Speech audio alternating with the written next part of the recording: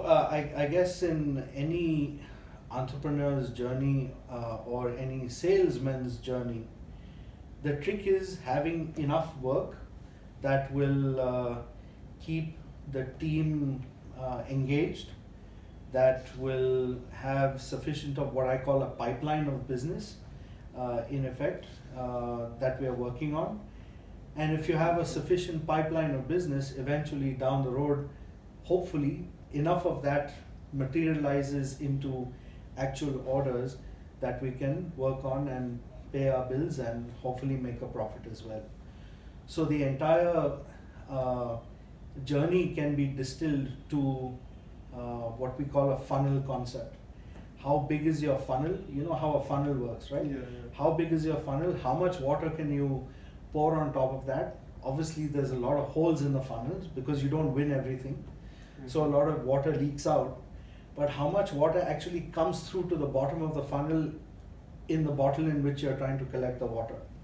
Those are your orders, right? Now along the way you have expenses, you have to look after your people, you have to look after your organization, infrastructure, investments in new technologies and opportunities.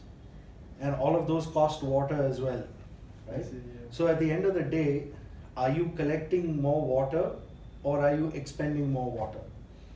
And an entrepreneur's journey is all about trying to, as quickly as possible, fill up that funnel and in the process percolate it where he has some water left for himself, profit at the end of the day.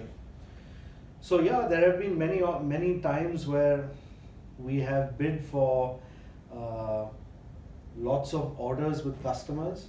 A lot of these things are opportunities which take several years before they come to the point where the customer actually makes a decision and places the order. And there have been many times where we've lost very, very large opportunities and we didn't know how we would have enough water at the end to cover our expenses and potentially make a profit. So it's it's every day is a new day and a new challenge, and you just have to keep going forward.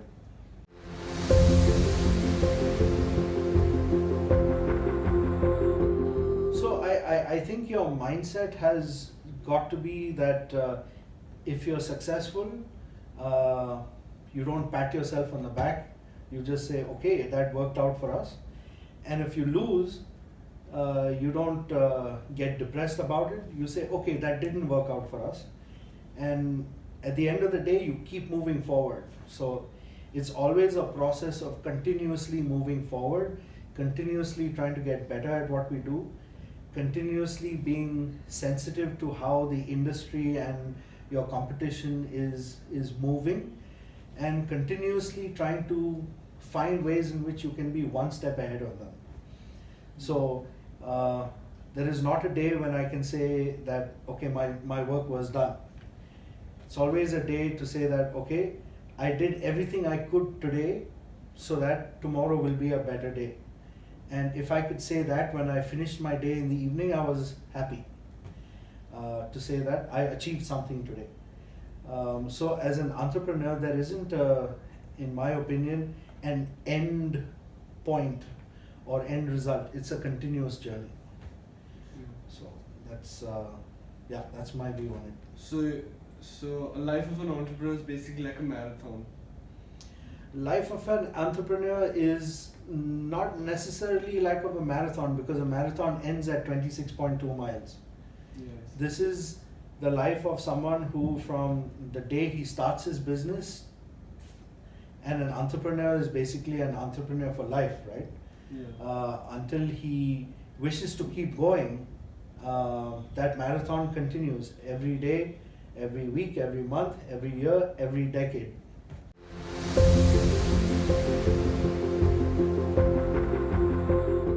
Quite a few, I guess. The first one is, I think, modesty. When you're successful, you thank the people around you for the work they did, and you thank your lucky stars that you managed to win. And so that is one. Second is you forget failure quickly. So you have to have a very short memory. That works on the other side as well. So short memory, if you're successful, you say, great, I won, let's get that work going, and then you forget about it and get back to work for the next one. If you fail, as I said, you forget quickly and you get back on the horse and try to win something else. So short memory is the second. The third is, any successful entrepreneur will tell you that he can't do this himself. He might have an idea, he might have a vision, he might have a certain set of opportunities which are unique, but at the end of the day, he can't do it himself. So it is about the quality of the team that he surrounds himself with, and how much does he empower that team to be able to do more and more of the work. Because at the end of the day, if you see a building, one guy can have this amazing vision of a building, but it takes a team of several hundred people to actually build it. Right? You have a bunch of masons, you have architects, you have electricians, plumbers, painters, civil works, all your interior decorators, and so on and so forth. And once that building is completed, the person who visualized it can't take all the credit, because he only had the vision for it, sure. But at the end of the day, it was everybody who made it happen. So a successful entrepreneur is only as successful as the people around him. So those are basically the main ones.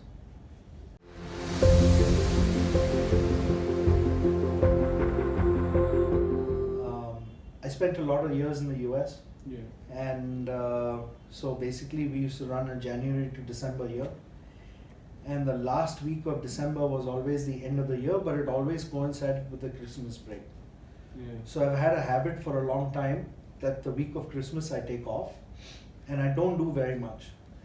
Basically what I do is I spend that week analyzing what I did correct in the year that has gone past, what I did incorrectly in the year past, and I set goals for what I would like to achieve for myself in the upcoming year. Now, any entrepreneur will tell you that his entire life is part of the business, right? There isn't just a business aspect. His family participates in the business. His personal life is involved with the business. His personal goals are involved with the business, and of course, you have the business goals as well. So, I think that is a critical aspect for me, and I think for a lot of people, is do you evaluate every once in a while? For me, it's once a year. Whether I've met the goals that I set for myself during that year, and what are the goals that I'm setting for myself for the next year to come. And that will include how I can improve as an entrepreneur, as a leader, as an employee, as a colleague to the people I work with, as a family person, as a father, as a husband, as a friend to my close friends, and also the things that I like to do, which is golf, photography, whatever. So I think that goal setting is critical to how you go going forward. Once you have those goals in mind and you wake up every morning, it's about just trying to implement those goals as much as you can, one day at a time. So you don't wake up and say that, okay, I'm going to go and kick ass today. I have a goal for the year, and I want to forward that goal a little bit today, each one of them. That's what you try to do. It's an organized way of setting your targets and actually achieving what you'd ideally like to achieve, setting goals. Yeah, organize. I'm guilty of what a lot of entrepreneurs do, which is feel it by instinct more than actually write it down and have it very well organized. But I tend to have an idea of where I'm doing okay and where I'm not doing okay, and what needs to be given some focus and attention on a day-to-day basis. So that's what I try to do.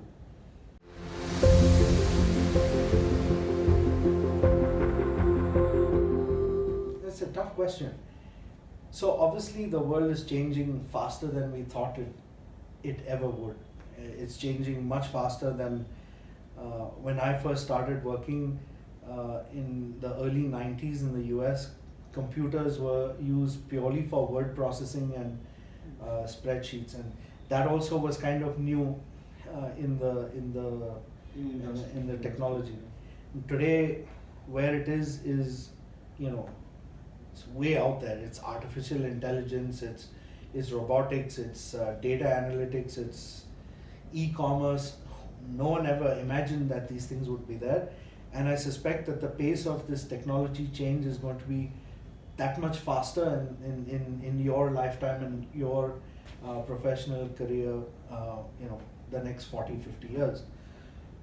So I guess the main thing for a millennial entrepreneur would be to continuously learn and continuously keep abreast of what is changing in the world, both domestically in India and overseas, and to be able to find a niche area in which his business idea can operate. So here also I have probably a divergent view from other people. A lot of people strive to be the next unicorn. Not saying anything wrong with that, it's a great idea, but I think it's smarter in some ways to find a little niche, find a modest little gap which other people have ignored, try to be really good at that, and I suspect you will find that over a period of time that niche is large enough where you can build a sustainable and interesting business which continues to grow and continues to remain profitable. I think you'll find, and I think more and more as the world changes, the higher margins and the higher profitability will remain in areas where you have to either become very, very large, very fast and eat up your competition, or you find these niche areas which other people are not paying particular interest to, and therefore there's less competition, where you can build and may not be such a large company, but an interestingly sized company. But because you have less competition, you can retain more margin. So I think those are the two ways for a millennial entrepreneur to be successful going forward. And the trick is, how do you find one of these little niche areas? The second one is adaptability. I alluded to that some time back to say that things are changing very fast. So I think the millennial entrepreneur and the millennial professional himself or herself must find ways in which they are able to adapt to the changing environment extremely rapidly. We had, your dad and I and our generation, the luxury for many, many, many years, things were exactly the way they were. And we didn't have to worry about changing taxation structures. We didn't have to worry about a whole new genre of GST coming. We didn't have to worry about import duties and trade wars between different countries and how that will affect our currency and so on and so forth. We didn't have to worry about the fact that good employees would want to start leaving us to start going to new emerging sectors like e-commerce and so on and so forth. In the manufacturing sector, you never conceived of the fact that if you were making mechanical items, that someone would come with a 3D printer and make your entire huge factory of 50,000 square feet or whatever it is redundant. These things are changing very fast. So I guess the millennial professional has to be continuously learning and continuously remain abreast of what is happening out there. So adaptability is going to it be almost key. like survival of the fittest in this competitive world? Yeah, survival of the fittest, or it's actually going to be survival of the adaptable. Yeah. And the one who's most adaptable will be the Victor. victor.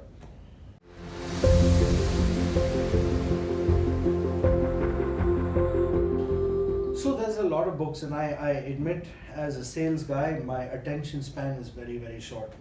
So I'm not sure I'm the right kind of guy to answer this question. I read a lot, but I tend to read opinions. I tend to read short articles, and I will probably thumb through every magazine that I can. In fact, your dad is the one who got me hooked to this app called Feedly. And in Feedly, I have links into, I don't know, 30 or 40, 50 different magazines out there. And I keep getting little articles and little opinions of different people on a variety of subjects, from politics to business to technology to how people are thinking in different parts of the world on a daily basis. And I spend probably a couple of hours every morning.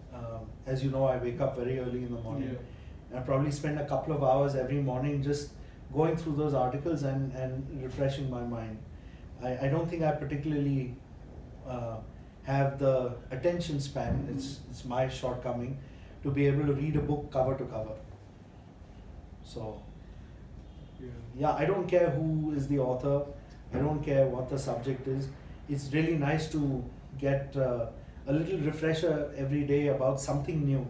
Yeah. And often I find that over a period of time, I'm developing my own thoughts and opinions about what is happening, and I'm able to keep abreast of what's happening in the world. So it helps me be more adaptable, as you mentioned earlier. Absolutely, because I get a very broad perspective of a lot of things every day.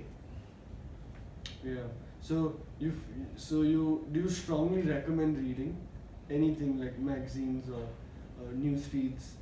I think reading is critical to whether you want to be a professional, whether you want to be an artist, whether you want to be a performer, whether you want to be a commentator, anything, it doesn't matter, because you have to understand the emotion and outlook of people. You have to understand what are the trends of the day, you have to understand what are the dangers of the day, and you have to understand what are the opportunities of the day. And all of those things we are not going to know by sitting in this little silo of ours called Bangalore. And nor are we physically able to be in all parts of the world at all times. So it's very critical to read to know what is happening.